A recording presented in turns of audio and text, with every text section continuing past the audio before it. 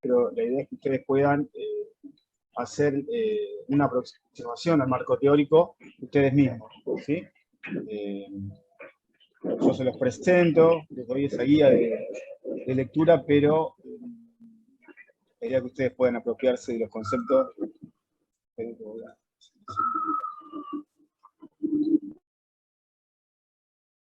Ahora sí.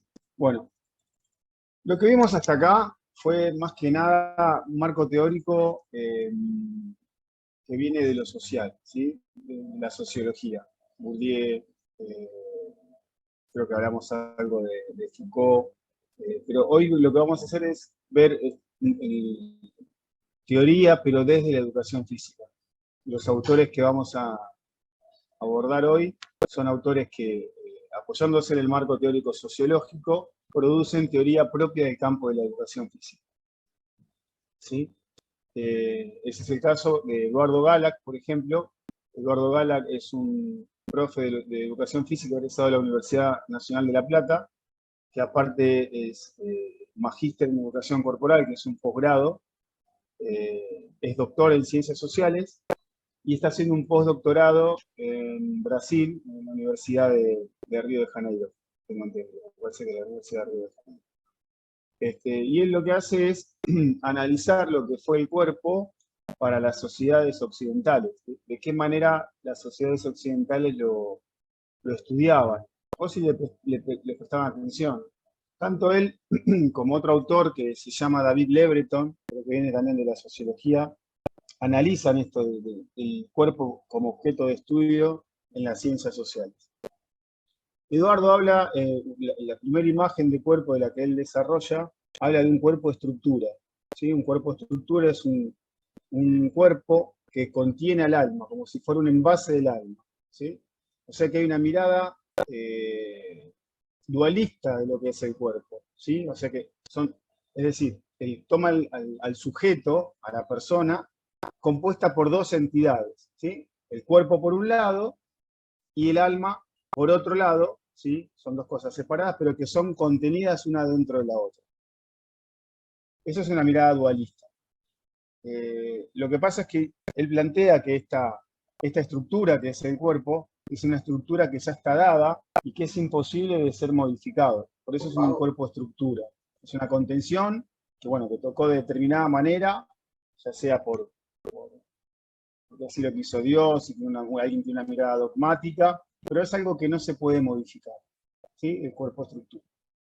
Después plantea Eduardo Gala que con el correr del tiempo, las ciencias en general, pero las ciencias naturales en particular, empiezan a desarrollarse de manera exponencial, ¿sí? Empiezan a producir muchos saberes, entonces ahí surgen estos conocimientos del lado de la medicina, de la fisiología, el saber biomédico, llamado por algunos autores, que dan la posibilidad de poder intervenir y modificar ese cuerpo. ¿Sí? Ya no es un cuerpo que no sé, que estable, ¿sí? Sino que es un cuerpo que se puede modificar, se puede intervenir para modificar. ¿Con qué herramientas lo podemos intervenir y modificarlo? Con las herramientas del discurso biomédico, ¿sí? Los conocimientos de la fisiología, de la medicina, es decir, nosotros podemos intervenir, o la sociedad puede intervenir para hacer de ese cuerpo un cuerpo más fuerte, ¿sí? Un cuerpo más resistente, un cuerpo más flexible, ¿sí? Y dice Eduardo, que esto es importante que ustedes lo sepan, ahí si quieren tilde, porque puede llegar a aparecer como alguna pregunta en algún cuestionario o en algún examen, que el cuerpo, esta imagen de cuerpo accesorio, es el cuerpo que le da origen a la educación física como disciplina. ¿Por qué? ¿Por qué creen que es la imagen de cuerpo que da origen a la educación física como disciplina académica?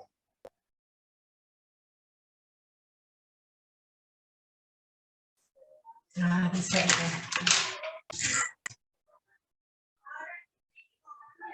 esperando? Sí. ¿Porque es una extensión de la mente o del alma?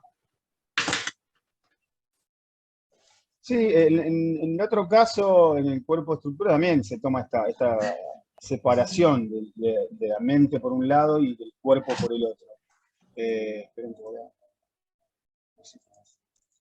licenciada. Licenciada.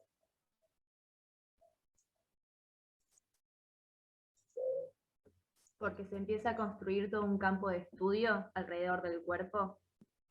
Por eso inicia la Sí, educación. pero ¿por qué se puede intervenir?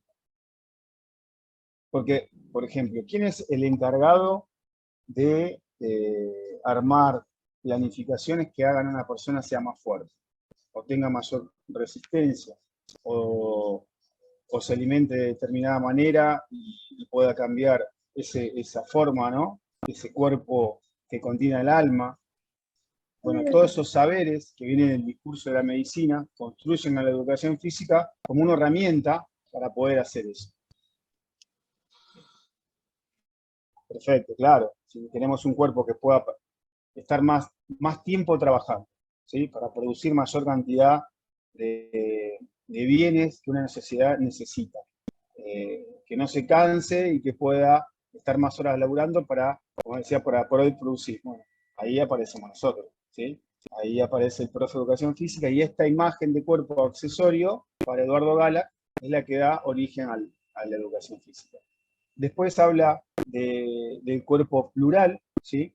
En el cual la diferencia que tiene con las dos otras imágenes de cuerpo es que acá ya no hay una mirada dualista de cuerpo, sino que una mirada más holística. ¿Qué quiere decir una mirada más holística de lo corporal?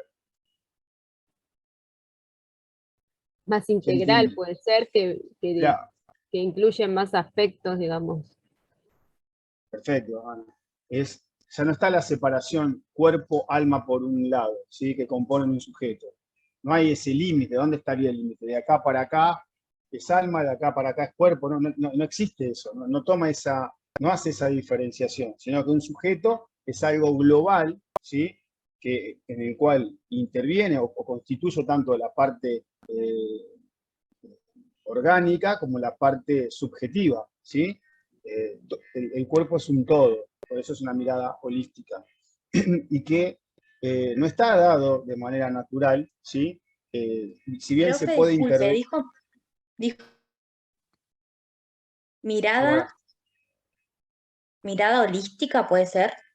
una mirada más holística de lo que es el cuerpo, ¿sí? Ah, listo, muchas gracias. Más global, quiere decir, ¿sí? Las otras dos imágenes de cuerpo de la que hablaba Eduardo Gala, que eran una mirada dualista, separado mente y alma por un lado, por eso es dualista. En este caso, el cuerpo plural habla de un todo, ¿sí? Es más holístico ese cuerpo, no está separado en cuerpo y alma, no hace esa diferenciación, ¿sí? Es más, dice que ese cuerpo se construye con el otro, con las personas que rodean a alguien en un contexto social. Que no hay nada natural en ese cuerpo. ¿Sí? Ni la forma de moverse, ni la forma de vestirse, ni la forma de ser es natural, sino que va a estar dada por el contexto social y cultural en el que ese sujeto se encuentra. Estas son básicamente las tres imágenes de cuerpo de las que habla Gala, ¿sí? Eduardo Gala, que ya, si bien es una persona que se especializa en el aspecto social, lo hace desde la educación física, ¿sí? No sé si hay alguna duda antes de pasar con el próximo texto. Consulta de Eduardo Gala. Lo que yo les pido, no sé si alguno lo leyó, pudo leer el archivo, el texto de él. Sí. Pudieron leerlo, bueno. Yo ahora les voy a subir, les voy a dejar en el campus, una guía, ¿sí? De lectura, tanto de lo de Pablo como de Eduardo Gala, para que ustedes busquen en esos textos puntualmente qué es lo que nos interesa a nosotros desarrollar a lo largo de la cursada.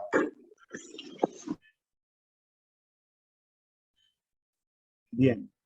Ustedes pueden ver mi pantalla. Sí, profe, Sí. se ve. Sí, sí. ¿Se ve? Sí, profe. Ramón. Bueno, Eduardo Gala acá hace un análisis de lo corporal, del cuerpo a nivel social. Pablo Yaragroski también es profe de educación física, licenciado en ciencias de la educación, doctor en ciencias sociales, bueno, son todos, no sé nada más, pero son profe de educación física. Pablo Yaragroski ya lo que hace es analizar. Profe, Sí, Martín. creo que Creo que en los textos le están preguntando algo en los mensajes. A ver, para que me fije.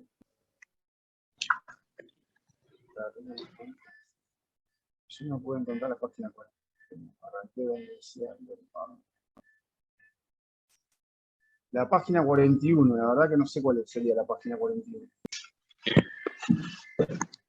Yo tampoco la encontré, profe, es como que salta de la 30 y pico a la 51, creo, o a la 49. En el cuadernillo, Claro, yo fotocopié encima del cuadernillo y me fijé hoy por si me habían fotocopiado mal el cuadernillo, ¿no? O sea, aparece así en el Drive. o sea, aparece así Claro, sí, porque es así. Posiblemente habla de un autor hasta tal página y después se engancha con un texto en la otra. Porque yo no lo hice el cuadernillo me lo dio la universidad. Yo lo que hice fue proponer autores, pero yo no hice el cuadernillo. No lo tengo a la mano para chequearlo, pero... Profe, No, imprimí en cuadernillo, digo, porque lo hice anillar, pero pasa de la 32 a la 57 en el Drive. ¿En qué, y en el cuadernillo también? O sea, en el Drive, sí, yo imprimí en el Drive. ¿En Y qué pasa... autor, Ailén? ¿En el texto de quién? Pasa desde, o sea, sería el de Pablo. Pasa de la 32 y luego la 57 que sería ya la de Pablo. Claro, el cambio de autor está bien. sería. Es Pero, un cambio de autor, son dos autores diferentes. claro, De todas pero en el formas, campus fíjense...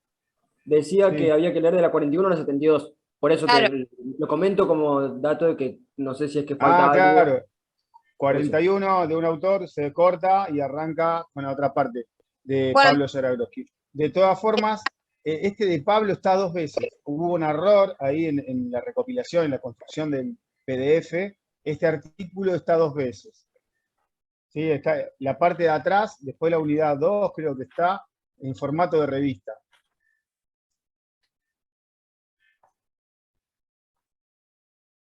Pero no se preocupen. Yo ahora les subo la guía. Esta guía les va a hacer buscar puntualmente los conceptos que nos interesan.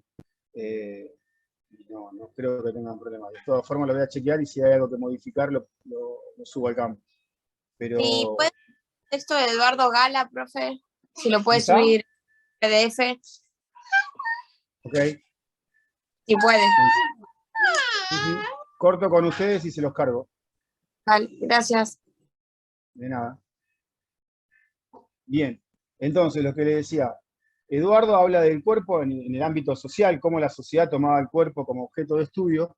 La diferencia con el texto que vamos a ver ahora de Pablo Jaragroski es que él analiza el cuerpo en el ámbito escolar. ¿Qué pasa? Primero, ¿qué pasó con el cuerpo? ¿Cuál era el cuerpo dentro del ámbito escolar que estaba constituido cuando la educación física se inicia como disciplina escolar? ¿Sí? ¿Cuál fue el cuerpo más adelante?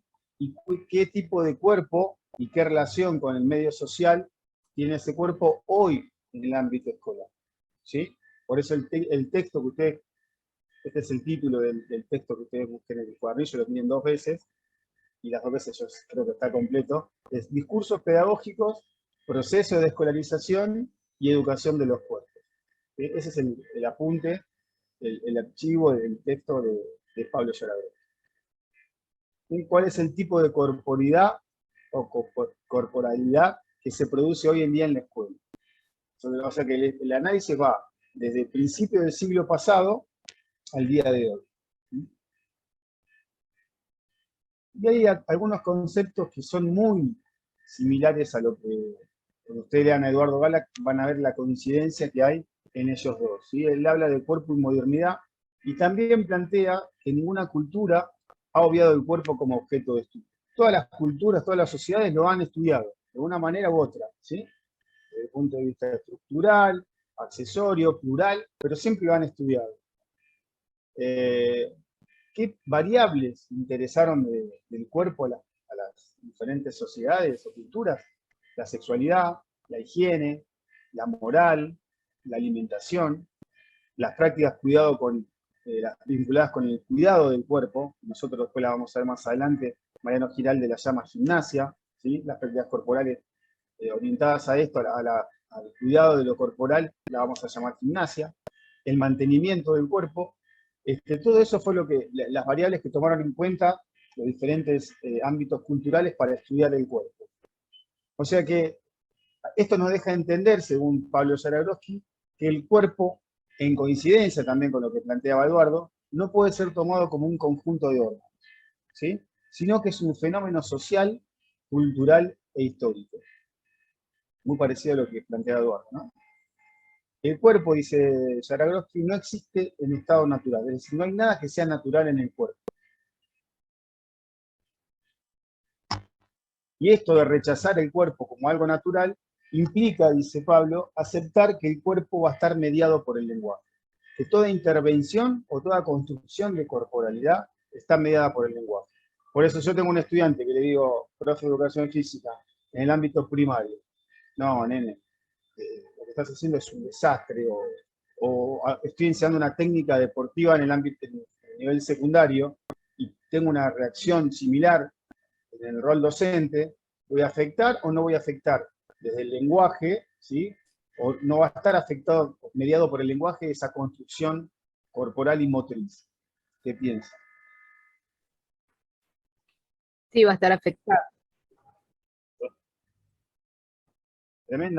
Tremendamente. Incluso yo he visto, como les contaba a sus compañeros de la otra comisión, dentro del ámbito de la formación de los futuros docentes de educación física, discursos como este, ¿sí? No, mirá lo que estás haciendo, profesores de la materia, no sé, natación, gimnasia deportiva, a futuros docentes o estudiantes de educación física, y decían, no, andá a ponerte un kiosquito, o pasate a magisterio, viste, no estás para esto.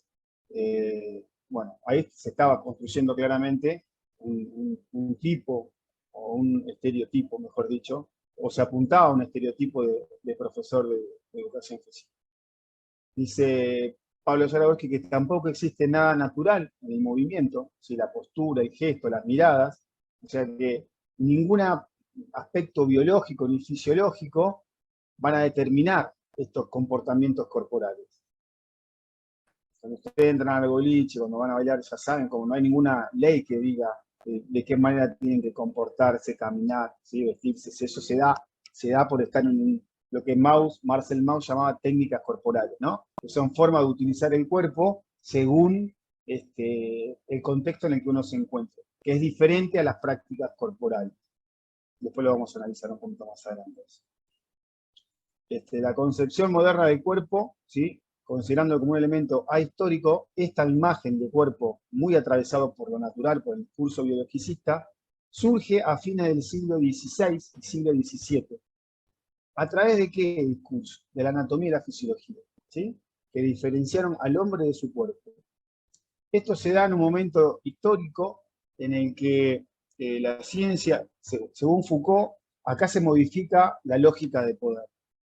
¿Quién tenía el poder sobre la vida, sobre el cuerpo, antes del siglo XVI? En la época de la nobleza. La iglesia. La iglesia, ¿quién más? Principalmente en la época de la nobleza, pensemos en la época de los reyes. ¿Quién tenía el poder sobre la vida? ¿De dejarte vivir o hacerte morir? Y era el rey, eran todos los aristocráticos, digamos. Claro. Si vos no cumplías con los mandatos de estos gobernantes elegidos por la naturaleza, ellos tenían la posibilidad de hacerte morir. Si vos cumplías, te dejaban vivir. Esa era la lógica sobre la vida en ese contexto histórico. Pero a partir del siglo XVI, siglo XVII, empiezan a desarrollarse las ciencias en general, ¿sí? Los saberes de las ciencias en general, pero particularmente las ciencias naturales se desarrollan de manera exponencial, ¿sí? Muchísimo. Y ese saber de las ciencias, de la anatomía, de la fisiología, permitían a quienes los poseían ejercer ese poder sobre la vida. A ver, yo sé cómo, yo tengo conocimiento de anatomía y de fisiología, tengo el poder de curarte de alguna enfermedad, tengo el poder de prevenir que te agarres esa enfermedad, ¿sí? O tengo el poder de intervenir por mis conocimientos de anatomía y fisiología para que vos tengas más fuerza, o seas más resistente. ¿Entiende? Entonces ahí se modificó. Ya no fue el rey, el noble, el que tenía el poder sobre la vida, sino se cambió la lógica del poder sobre la vida. Empezó a estar al lado de este saber, ¿sí? O sea que este saber generó poder en ese sentido. Foucault siempre relaciona el saber con el poder. Y acá lo relaciona al poder sobre la vida con la anatomía y la fisiología. ¿Y qué pasaba en la escuela? ¿Sí? Cuando surge el sistema educativo acá en Argentina. Había diferentes tipos de conocimientos. En ese momento, los conocimientos racionalistas o enciclopedistas, vamos a llamarlo, eran conocimientos mucho más sobrevalorados que los conocimientos relacionados con lo corporal, ¿sí? Había una preferencia, dice acá Pablo, de los saberes vinculados a la lectura, a la escritura, a la matemática, por sobre las disciplinas centradas en lo corporal, ¿sí? Porque se las consideraba lo corporal unos saberes de menor prestigio, o sea que la educación física o la disciplina relacionada con lo corporal eran todas disciplinas que su saber era un poco más vulgar que los conocimientos más enciclopedistas. Y en algunos casos todavía sigue pasando. Pero esto deja en claro, dice Pablo, que la finalidad principal del discurso pedagógico moderno, ¿sí? Ese discurso pedagógico moderno, la intención principal era la regulación, el control y el disciplinamiento del cuerpo infantil. ¿Cómo se daba este control? Dice. Perdón. Por ejemplo, el control de los cuerpos en el espacio y en los tiempos, el control temporoespacial. Si uno observa el control de los cuerpos en la entrada de la escuela, la presentación de los niños frente a la presencia del maestro, el maestro entra, todos se paran firmes, aunque en algunos casos todavía se sigue dando. Esto permitió naturalizar el cuerpo infantil como un sujeto dependiente, dócil y obediente. Ese era el cuerpo que estaba presente en la escuela en ese momento, ¿sí? Un cuerpo dependiente, obediente y dócil. ¿Estamos bien hasta acá? Sí. Bien. Entonces, el sistema educativo argentino dice que fue muy eficiente en esta tarea de controlar y de normalizar los cuerpos, ¿sí? Fue muy eficiente utilizando como herramientas el control de los cuerpos en el espacio y de los tiempos escolares. Es decir, el control del cuerpo frente al docente, el control del cuerpo en el ámbito del salón, cómo tenía que ser la postura para la lectura, cómo tenía que ser la relación con sus compañeros, con sus pares, no poder darse vuelta, no conversar mientras el docente habla o expone todo su conocimiento de un tema en particular. Bueno, esa fue la principal herramienta de disciplinamiento que utilizó el sistema educativo. Escuchen esto. Dice, hasta 1900, el Consejo Nacional de Educación estuvo al frente de abogados y de médicos, siendo estos últimos los responsables principales de las políticas educativas. ¿Qué les hace pensar o qué reflexión les permite hacer esto de que los abogados y los médicos, no había pedagogos, no había docentes que se encargan de crear los diseños curriculares y las metodologías de enseñar esos diseños, sino que estaban a cargo de abogados, ¿sí? Leyes, normas y médicos, la construcción de lo que se tenía que estudiar en el sistema educativo. ¿Qué reflexión les permite ver? El tema del médico me tira más por el lado que tiene que ver con el tema de salud. Creo que viene por ahí. Y el tema de, por ahí, de que participen los abogados en este tema, por ahí me queda un gris, no logro comprender por qué participaban, lo veo muy del lado legal, no de las sé, normas, ¿no? Respeto por normas. ciertas normas muy rígidas, poco flexibles, sí, va por ese Creándolo lado. más militarizado, si quiere decirlo de alguna manera. Sí, No de un sé, no control sé si y por de ahí. disciplinamiento. Tal cual, sí, coincido, coincido a pleno. Y el tema que más me preocupa también, sí,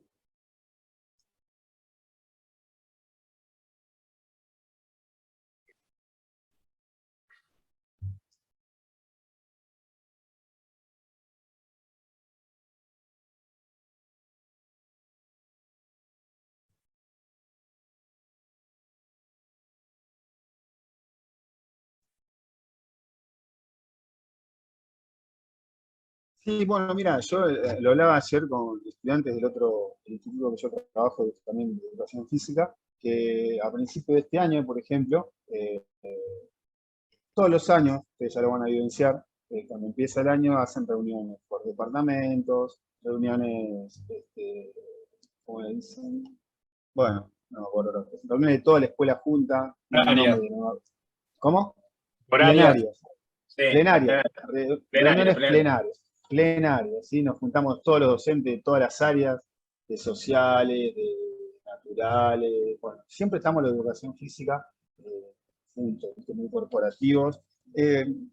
También había muchos estudiantes de los dos institutos que ya están trabajando como profes en las escuelas. Bueno, y nos juntamos, ¿viste? Y el tema, hay una dinámica de trabajo, ¿viste? Habla el directivo, después habla cada uno de los departamentos, son muy divertidos estas reuniones.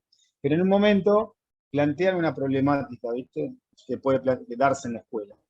No me recuerdo bien cuál era la problemática, pero era un tema de aprendizaje. Y bueno, cuando empiezan a repartir las consignas, a nosotros nos dicen, bueno, no, a ustedes le vamos a dar otra problemática, porque como si fuera que nosotros no... Era un aprendizaje Capacitado. no estábamos capacitados, pero más que nada nos dio la sensación a nosotros, que los que estábamos ahí, que no leíamos, ¿sí? Que los profes, no, ustedes no lo van a poder resolver a esto porque es una problemática relacionada con la lectura y el aprendizaje. Ustedes traten de armar una problemática propia del campo de ustedes y después la exponen, ¿viste? Como si nos hicieron así, corranse para allá y resuelvan alguna problemática de ustedes. Y bueno, no, ahí intervenimos y explicamos que incluso algunos de los docentes que estábamos ahí habíamos leído mucho más de todo, teníamos, no importa, pero bueno, a lo que íbamos era la imagen, ¿no? Que tiene a veces la comunidad, y todavía estoy hablando de este ciclo lectivo, la imagen que tiene la comunidad sobre, o la ignorancia de los campos o los conocimientos que nosotros tenemos que transmitir en el ámbito escolar. Así que no es que estamos muy alejados, estamos hablando de algo como si fuera muy lejano en el tiempo, pero que todavía está presente. Después, bueno, ya reflexionamos entre todos y se dieron cuenta que no era así para nada. Pero les va a pasar con algunas materias que ustedes compartan en su formación, con otras disciplinas que por ahí hay como un estereotipo del profe, ¿viste? Deportista, que no le interesa leer, que es muy empírico, práctico, que le interesa solamente las prácticas relacionadas con el movimiento. Y en algún punto, ¿viste?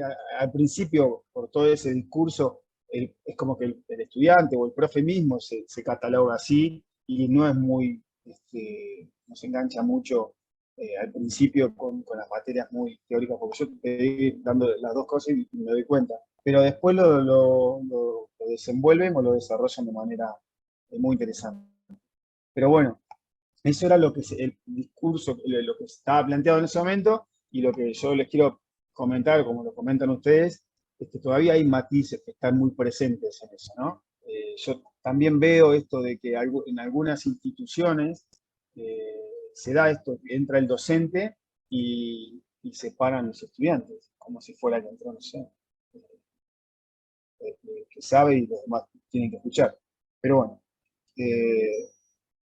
lo que yo me interesaba también que veamos, que analicemos esto de que si los médicos eran los responsables de crear las principales políticas educativas, era obvio que había una dependencia muy fuerte de lo natural, ¿sí? Una dependencia naturalista, del cuerpo más del lado del orgánico que el cuerpo como construcción social y cultural, ¿sí? Por eso sale la educación física. Educación física quiere decir educación de lo natural. Physis viene del griego que quiere decir natural. Más claro que eso, ya el nombre de nuestra disciplina te lo define tremendamente, ¿no?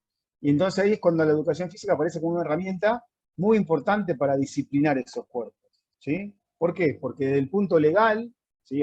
Se establecían normalidades, ¿sí? De cómo se tenían que mover o manifestar algunos cuerpos, y si no era normal esa forma de movimiento o de corporeidad, estaba la educación física para normalizar esas anormalidades, no sé si me explico. Eran una herramienta justamente para enderezar conductas de educación física. ¿Y cómo lo hacía? Bueno, ofreciendo técnicas, prácticas corporales, cuyas características centrales fueron el orden, el control y la vigilancia corporal. ¿Sí? El orden, cómo tenía que ser el movimiento, cómo tenía que ser el cuerpo, controlar eso, ¿sí? Y vigilar los desvíos. Si hay desvíos, enderezarlos. Entre muchas comillas, ¿no? Esa era la realidad en ese momento. ¿De dónde viene esto? De lo que hablamos hace un rato, de la explosión del conocimiento de la ciencia natural y cómo se supravalorizó, se recontravalorizó los conocimientos que venían de la medicina, de la fisiología, de la anatomía. Hoy en día pasa que hablo, ¿de qué se diga tu familia? Médico, wow, ¿viste? En la tele hay un programa de Chimento y hay un médico. Explicando por qué uno le metió los cuernos al otro, porque no sé qué pasa naturalmente en esa forma de conducta. Bueno, sé que el discurso médico estuvo muy presente cuando se produce este desarrollo de manera exponencial de la ciencia natural. En un principio, dice Pablo acá, hablando claramente del discurso de Foucault, dice, el discurso médico penetró en la institución escolar gracias a la biopolítica, el nombre del cuerpo especie, y el biopoder intervino para mejorar la vida. ¿Qué quiere decir esto? Estos conocimientos primero se focalizaron en el individuo, ¿sí? Eso es lo que él llamó biopoder, ¿sí? Este saber tenía el poder del individuo hacerlo, como decíamos hace un rato, más resistente, más fuerte, más flexible. Cuando se focalizó en el individuo, lo llamó biopoder. Pero no bastó con eso, sino que para mejorar la vida hacía falta ejercer ese poder en las poblaciones, ¿sí? Y ahí se empezó a ejercer de manera, no sé, a ver, ¿de qué manera se puede disminuir la mortalidad infantil? Se intervino bajando la mortalidad infantil. ¿De qué manera podemos prevenir ciertas enfermedades a través de vacunas? Bueno, ahí también se ejerció la biopolítica, basándose en ese poder, pero ya no en el cuerpo individuo, sino en el cuerpo colectivo, en el cuerpo plural, en todas las poblaciones. Eso es lo que se llamó biopolítica. Y si bien en algunos aspectos se mejora obviamente la vida, también es una forma de control de lo corporal. Entonces ahí ya se empezó a establecer un modelo moralmente saludable, ¿sí? Un modelo de vida moralmente saludable, entre comillas, ¿no? Entonces empezó a llevar algunas conductas que se alejaban de lo moralmente saludable, ¿sí? A estigmatizar esas conductas, por ejemplo, relacionadas con el alcoholismo o ciertas enfermedades recurrentes, y no solamente eso, sino que se adosó estas enfermedades o estas conductas a ciertas clases sociales, ¿sí? Por ejemplo, los pobres eran borrachos, eran sucios, eran delincuentes, es decir, eran peligrosos, ¿sí? Se empezaron a crear, se produjo un proceso, mejor dicho, de estigmatización y de estereotipación, es difícil la palabra, de lo corporal, ¿sí? Es decir, el tema de la desigualdad no era un tema social, no era un problema de distribución de riquezas, sino que era algo natural, ¿sí? Se naturalizó la igualdad, no era culpa de las clases dominantes que explotaban al trabajador, sino que era una cosa natural. El pobre era borracho y delincuente porque naturalmente era su condición natural que lo llevaba a estar en ese contexto social y en esas condiciones y con esas actitudes, ¿sí? Entonces, este modelo bastante burgués, se basa en lo biológico para explicar los hechos sociales. Bien positivista. ¿Y qué pasaba dentro de lo normal, anormal, con la sexualidad y el género? Escuchen esto, se va a cortar. Si se corta, nos conectamos para cerrar la idea y nada más, porque con esto ya cerrábamos el día de hoy. Bien, un informe del cuerpo médico escolar al principio del siglo XX insinuó la peligrosidad del beso entre las niñas. ¿Por qué? Porque esto podría generar enfermedades como el lesbianismo y la promiscuidad. Existía una obsesión por definir un tipo de sexualidad correcta. Eso lo decía el informe del cuerpo médico escolar, ¿sí? No sé, para pensar y reflexionar lo que era el cuerpo, ¿sí? La identidad de género en ese momento. tremendo.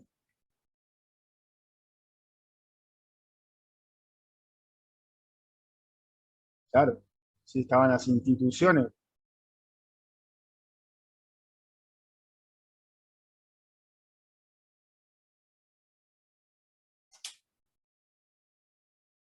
Claro, Yo creo Elías, que mete ahí por el Estado para que no salgan algunas leyes. ¿cómo hay ley? No te llegué a escuchar, yo, por lo menos yo no llegué. Yo creo que siempre la iglesia está metida, mismo en el Estado, para que no se progrese y se oponen a algunas leyes. Claro, sí, eso coincido, pero por ejemplo, hoy en la escuela, por suerte, todas estas cuestiones no están presentes de esta manera, ¿sí? Ni siquiera, ni mucho menos, digo, en los estudiantes. Por ahí hay gente, pero muy alejado de todo esto, de discriminación, de actitudes relacionadas con lo sexual. Todavía hay una tendencia de los profes más grandes, de los docentes más grandes, hablando de educación física, ¿no? Vieron que ahora no hay clases por género. En mi época, cuando yo iba a la escuela, yo tenía educación física, ahora me estaba por un lado, las chicas por el otro, no compartíamos eso. Bueno, hoy la normativa nos lleva a que no se tenga que trabajar así lo corporal, ¿sí? Las clases de educación física son en grupos de ambos géneros, ¿sí? No tendría por qué no ser así, porque no hay ninguna práctica que determine quién la tiene que realizar y quién no, son sus genitales, así que no, yo comparto, la mayoría de los docentes comparten esta postura, pero todavía hay colegas que siguen o se sienten más cómodos trabajando con esta división. O sea que algún cachitín todavía de esto está presente. Es ínfimo, pero todavía se lo puede ver. Acá estamos. Ya, ¿qué pasa? Acá. Es decir, entonces, en ese momento, cuerpo masculino, cuerpo femenino. Tener un pene o una vagina, dice Pablo, habilitaba e inhabilitaba la enseñanza de ciertas asignaturas corporales. No asignaturas, sino de prácticas corporales. Si vos tenías un pene, podías hacer ciertas prácticas corporales, eran normales que las hagas, y si tenías una vagina tenías que hacer otras prácticas corporales que eran normales que las hagas. No se te ocurra tratar de hacer las que no te corresponden a tu sexo, ¿no? Durante décadas las niñas recibieron conocimiento de labores manuales, trabajos domésticos, ¿sí? Mientras que los varones tenían nociones de agricultura, ganadería, ejercicios militares. Y no solo eso, el nivel secundario estaba orientado, estaba planificado, por ejemplo, la educación secundaria no es como ahora que todo el mundo puede ir a la secundaria, no era obligatoria, era en realidad la previa, ¿sí? Para preparar a las futuras clases dirigentes. Y no eran las mujeres las que habitaban esos campos, esos ámbitos de aprendizaje, de saber, claro. Estaba totalmente orientado hacia los varones. Así que yo pondría la agricultura, la ganadería, los ejercicios militares y la formación para puestos de dirigencia, ¿no? Hoy esto, ¿qué pasa con esto?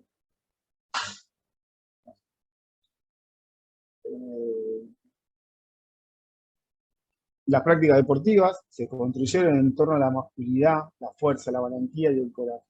A diferencia de las mujeres, en los varones el cuerpo fue asociado a la cultura.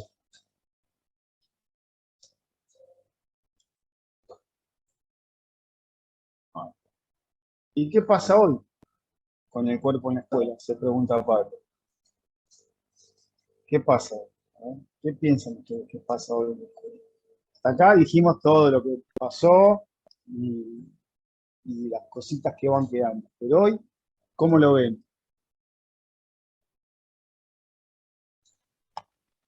Como estudiantes, Como que ¿no? en algunos casos se evolucionó, pero en otros sigue habiendo las mismas prácticas que surgían en esa época. el orden, la conducta, todo. Pero en los temas de los deportes, ya casi en la mayoría de los colegios se suele hacer deporte mixto, como se podría decir. Y Diego, y si, por ejemplo, vos en un ámbito, ponele, de estudiantes secundarios, no sé, algún estudiante le interesa hacer danza o, no sé, expresa abiertamente la forma en que se identifica, ¿cómo lo trata el contexto escolar, social, sus pares? ¿Cómo lo ven? Bueno, a mí me pasó, cuando iba a la secundaria, yo tenía un compañero que se llamaba Adrián, pero él decía que le decían Adriana, que él se reconocía como mujer. Y en mi colegio lo respetaron eso. Entonces, él podía hacer actividad física con las mujeres, e incluso podía hacer el baño de las mujeres, aparte del de hombres. O sea, yo creo que en algunas escuelas está bastante integrado eso, el reconocimiento sexual. En otras no. Él decía que en otras escuelas no le permitían eso. Por más que él se Claro, bueno, reconocía mujer, él yo, era hombre y tenías que hacer cosas de hombre y ir al baño de hombre. claro. Bueno, hoy yo lo veo, viste, los chicos entre ellos mismos son, no veo ningún tipo de discriminación, nada, cero, cero. Ningún tipo de estereotipos de belleza, de estereotipos corporales, viste, relacionados con esas construcciones ridículas de estar flaco, atlético todo el tiempo. Bueno, no veo ese tipo de discriminación, ¿no? Ellos lo toman mucho como mucho más, este, más abierto. Y por ahí lo más grande, la gente más grande, la que nos cuesta un poco más. Bien, entonces en este análisis coincide con lo que dice Diego. Dice, en la actualidad la escuela y su dispositivo han cedido a nuevas formas de control de los cuerpos. En los diseños curriculares ya no aparecen las palabras vigilancia, control, corrección. Pero nos deja esto, si bien hay un avance, porque ya no aparecen estas palabras, ¿sí? Todavía se observan ciertos dispositivos de control de los cuerpos. ¿Y cuáles son estas cuestiones? Se pregunta Pablo. Dispositivos de control que todavía agreden al cuerpo, ¿sí? ¿Cuáles son las cuestiones que todavía ejercen violencia sobre lo corporal? Y lo dice claramente. Algunos aspectos relacionados al género, por ejemplo, cuando en ciertos usos del cuerpo se establecen como un deber ser para cada género. Porque en una práctica, en un deporte, movete como varón, che, eso lo van a haber escuchado, ¿eh? Pareces una nena, no llores, perdiste, no llores, pareces una nena. Entonces, que en esas cuestiones, dice Pablo, todavía se conservan aspectos de dominación sobre lo corporal. Hoy todavía está presente. También hay maltrato corporal cuando no se cuestionan criterios de Más allá de todo esto, también es un mandato social. O sea, el papá que tiene varones y eso lo veo y sigue estando el machismo presente, dale, no seas cagón, andá, marcá, tirate, y eso entra dentro del colegio. El colegio no se aísla de la sociedad, entonces es un mandato que todavía está presente socialmente. O sea, más allá de que como educadores uno tiene y está de acuerdo con todo esto de que no hay un género para jugar al fútbol, que hoy lo pueden hacer tanto varones y mujeres y todos, pero creo que a veces hay una línea que baja socialmente. Y sin quererlo, lo tenés y es una problemática que está. No sé. Totalmente, sí. Nosotros vamos a ver en unidades que viene un autor, por ejemplo, Saviani, que hace un análisis de las sociedades de América Latina en los años 70, y ahí plantea una problemática similar a esto que estamos charlando. Él lo llama la marginalidad. Marginalidad por diversas cuestiones, ¿no? Por cuestiones de género, por cuestiones económicas, por cuestiones laborales.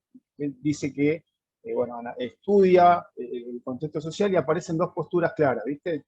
Dos formas de de pensarla. Una, muy parecida a lo que vos decís, que bueno, la escuela sola no puede, porque si la sociedad tiene ese mandato social y la escuela es como una representante de lo que pasa en la sociedad, bueno, como complejo poder intervenir. Y otra mirada que dice que en realidad la escuela fortalece todo esto. Habla de que el sistema educativo termina siendo un instrumento de discursos dominantes para perpetuar esto en el tiempo. ¿Sí? Bueno, no sé, seguramente hay una articulación entre lo escolar y lo social, pero ya reflexionar sobre esto, que los docentes tengan información, reflexionen sobre estas cuestiones donde van a estar inmersos en un ámbito laboral totalmente distinto a lo que fue, por ejemplo, cuando yo estudié, a mí me parece re interesante. Totalmente. Yo tengo, bueno, soy muy cercano a tu edad, y en la época que yo hacía educación, dale, no seas maricón, era algo común que te lo diga el profe. El profe, Hoy en día es aberrante que un profe le diga este comentario a un alumno. Es inconcebible. Pero allá lejos, ¿entendés? Es como que estaba bien dicho por ahí, llamarlo de alguna manera. Allá lejos, Ramón, en mi época, se evaluaban capacidades físicas en educación física. ¿Sí? La evaluación era totalmente cuantitativa. A ver, vení, llegaba, se cerraba el trimestre, no importa lo que se dio en el año, no había una evaluación de proceso ni nada. Bueno, hay que poner una nota porque cierra el trimestre. Vamos a hacer test de Cooper. Ni siquiera test de Cooper, le decían test de Cooper a correr no sé cuánta vuelta a la pista, y si vos lo hacías en determinado tiempo, era un 10, si lo hacías menos, era un 8, y así sucesivamente. Se evaluaban capacidad de resistencia. Fuerza abdominal, tantas abdominales en determinado tiempo, si lo hacía tantas, ¿entendés? No había, o sí, es terrible cómo cambió el escenario. Sí, no, eso es abismal. Por ahí nosotros que vivimos un cambio, pues nosotros venimos del proceso, prácticamente, yo por lo menos arranqué mi primaria, arrancó en el proceso. Y el cambio de ahí a hoy es abismal. Por ahí los chicos son menores a 30, por ahí no pudieron ver este cambio tan drástico que hubo. Pero... Y ¿sabés lo copado que hay ahora? Que yo veo, nosotros trabajamos en muchos lugares en común, ¿viste? Hay escuelas que tienen espacios propios para hacer educación física y otras escuelas que no tienen esos lugares, ¿sí? La mayoría diría. Entonces, los profes trabajamos en ámbitos comunes, no sé, estamos todos los profes de la escuela 14, la 20, todos trabajando en el polideportivo, en el playón, ¿sí? Lo mismo pasa en el microestadio. Y ahí hay profes de todo, están los profes de mi edad, incluso más grandes que yo, y los profes nuevos que salen con otra mirada, ¿viste? Y ya la evaluación no es la misma, porque cada vez como se va renovando el parque, no por edades, sino de formación de docentes. Entonces todo eso se modificó.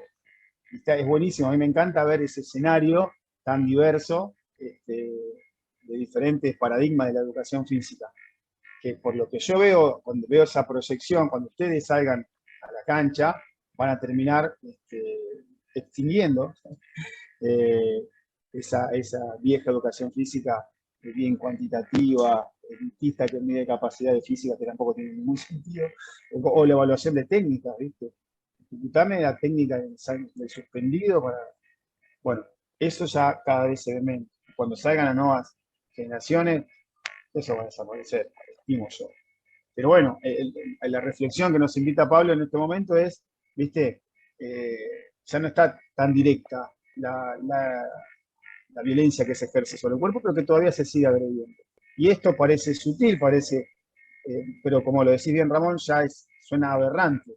Hace un par de años atrás no, pero hoy ya ni siquiera los más conservadores tienen discurso de este tipo, ¿viste? Por ahí se les escapa, pero no lo tienen. Y de esto también, cuando no se cuestionan criterios de belleza, ¿sí? Se pueden producir trastornos severos de conducta que pueden llevar a enfermedades complicadas como puede ser la bulimia o la anorexia, ¿sí? Y cuando no se combaten actitudes homofóbicas. Y cuando no se interviene, si yo como docente escucho que un estudiante le dice a otro alguna actitud homofóbica o alguna actitud de maltrato corporal de los estereotipos de belleza, y no intervengo, también estoy haciendo violencia al cuerpo, dice Pablo. Coincido plenamente. Hacerme que no escuché también es una forma de ejercer violencia. Esa es la propuesta de Pablo y leanlo ustedes, fíjense si pueden encontrar alguna, alguna variable más que el desarrolle y lo charlamos más adelante. Ahí en el cronograma de clases que ustedes tienen en el campus, tenemos una clase también que es virtual pero asincrónica, ¿sí? Porque tiene que ver un video y van a tener un par de tareas en relación a ese video y yo no quiero que el tiempo que ustedes le aboquen a esa cuestión lleve más que lo que sería la clase. Porque esto en presencialidad veríamos junto el video y después haríamos un par de actividades relacionadas con ese video. Porque yo sé que después ustedes cortan la cursada de teoría de la educación física, tienen que hacer otras materias. Así que ese día vamos a estar en clase asincrónica, van a tener que ver eso del video y resolver algunas actividades propuestas en relación a ese video. Que tiene mucho que ver también con lo que hablamos hoy acá. Y una vez que se instaura la educación física dentro del ámbito educativo en la República Argentina, como siempre hay tensiones, había dos miradas muy diferentes de lo corporal y cuál era la educación física que se proponía en ese momento, ¿no? Y por ahí va el tema, ¿sí? La educación física militarista y la educación física higienista y los momentos antagónicos y de tensión que se dieron entre ellos. Después lo retomamos más adelante también en un análisis que hace Pablo Yaraglovsky, pero la semana que viene vamos a trabajar esa materia. ¿Sí? O sea, el video lo va a pasar directamente, no lo va a subir al campus. Lo subo al campus, sí, lo subo al campus. Ustedes lo ven y van a tener actividades en la solapa central de la comisión de la materia y una actividad a resolver por turno, por emisiones, en relación al video. Y nada, esa sería la clase de la semana. Yo de todas formas también les voy a subir una guía, ¿no? Les conté eso de la guía de lectura de Eduardo y de Pablo Yaraglo, de Eduardo Gala y de Pablo Yaraglo. Para cuando ustedes tengan o hagan contacto con el material bibliográfico, busquen puntualmente los conceptos que nos interesan de la cursada para nosotros para cursar la materia.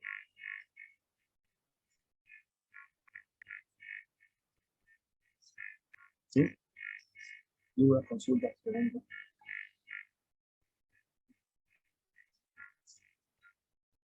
Nada más. Bueno, yo ahora les dejo un pequeño cuestionario para que nos quede registrado el presente de ustedes. ¿Sí? Somos 34. Dijimos que las respuestas van a andar por ese lado. ¿Sí? Algo simple de resolver el tema de la autoevaluación, a ver qué se entendió de lo que charlamos hoy, pero es cortito y el objetivo principal es que nos quede el presentismo registrado. ¿Sí?